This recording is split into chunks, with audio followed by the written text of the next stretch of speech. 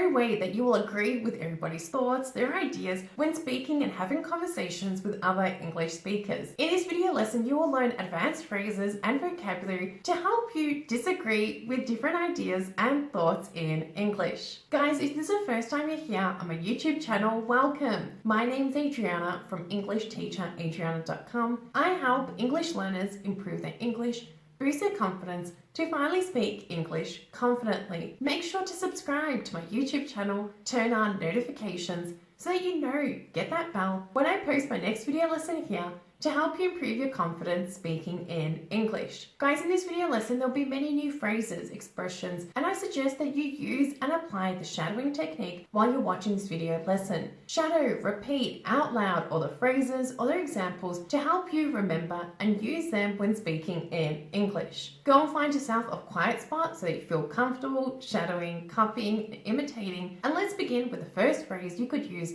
to better disagree with different thoughts and ideas in English. Now, the first phrase, to some extent I agree with you, but this is a great phrase to be a little bit politically correct, to acknowledge a person's point of view, but to disagree with them. For example, if you told me chocolate isn't healthy, but I disagree with you, but I'd like to acknowledge your point of view. So I could use a phrase, to some extent I agree with you, but there are some vitamins in chocolate which are really healthy. Again, pronunciation, to some extent I agree with you, but.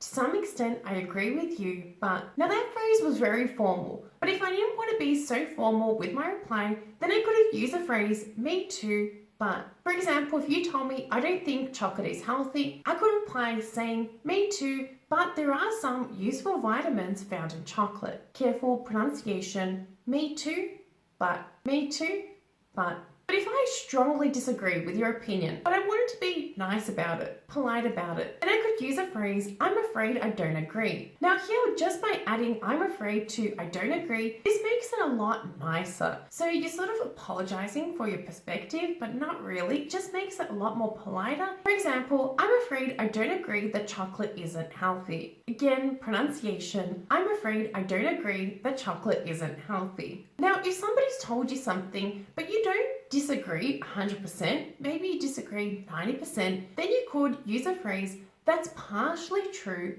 but. That's partially true, but. So here there is some truth to what they're saying, but for some reason you still disagree with their opinion. For example, that's partly true that chocolate isn't healthy, but there are some healthy vitamins found in chocolate. Again, pronunciation, that's partly true, but. That's partly true, but. Also the phrase, I see your point, but. Great, polite phrase to be using in conversational settings. For example, I see your point, but there are some healthy vitamins found in chocolate. Again, pronunciation, I see your point, but. I see your point, but. Now the previous phrases were very polite, but a more conversational phrase, still polite phrase, is a phrase, yes, okay, but perhaps. For example, you told me chocolate isn't healthy, and I said, yes, okay, but perhaps there are some healthy vitamins found in chocolate. Careful pronunciation, yes, okay, but perhaps. Yes, okay, but perhaps. But if I really don't want to agree with your opinion, for example, you told me, Adriana, chocolate isn't healthy, then I could use a phrase, well, you could be right, but there are still some healthy vitamins. Yeah, well, but yeah, you could be right. This is a really conversational phrase. You'll hear this used in a lot of TV shows and movies. I use this phrase quite often when somebody is stating all the facts. I can see that they're clear, but I still want to disagree with them. Careful pronunciation, well, you could be right. Well, you could be right. But if you want to be really blunt and really direct, then you could use a phrase, I don't think so. For example, you told me, Adriana, chocolate isn't healthy. I'm like, no, I don't think so. Chocolate is really healthy. Careful pronunciation, I don't think so. Think. I don't think so. But there is a politer, a very proper way of expressing this, and it is still very direct. And that phrase is, I beg to differ. I beg to differ. For example, I beg to differ. Chocolate is very healthy. Again, pronunciation, I beg to differ. I beg to differ. Please note with this phrase, I don't use this quite often, but if you do find yourself in a very polite, in a very proper conversation, I beg to differ is a great phrase to be using. Now, a more conversational phrase, great to be using with friends and family, is a phrase, I'm not sure about that. I'm not sure about that. For example, you told me, Adriana, chocolate isn't healthy. Like, I'm not sure about that. I'm sure there are some healthy vitamins. Careful pronunciation. I'm not sure about that. I'm not sure about that. But a politer and a more formal way of expressing this, great to be using in conversational settings at work, is a phrase "that's not how I see it." That's not how I see it. For example, you told me chocolate isn't healthy. That's not how I see it. There are some healthy vitamins found in chocolate. Again, pronunciation. That's not how I see it. That's not how I see it. But you could simply use a phrase "not necessarily." Not necessarily. It's a great formal, polite expression to be using in conversational settings to say that you disagree. For example, you told me chocolate isn't healthy. Not necessarily. There are some healthy vitamins. Careful pronunciation. Not necessarily. Not necessarily. Now, if you find yourself in a situation that you completely disagree with a person, then you could use a phrase "on the contrary."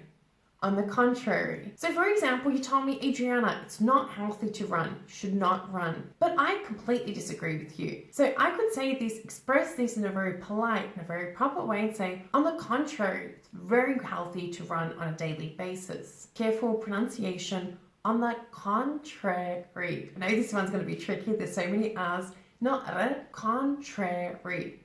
Contrary. Contrary. Now, on the contrary is very direct, but if I wanted to accept and acknowledge your thoughts a little bit more, then I could use a phrase, "I accept what you're saying, but..."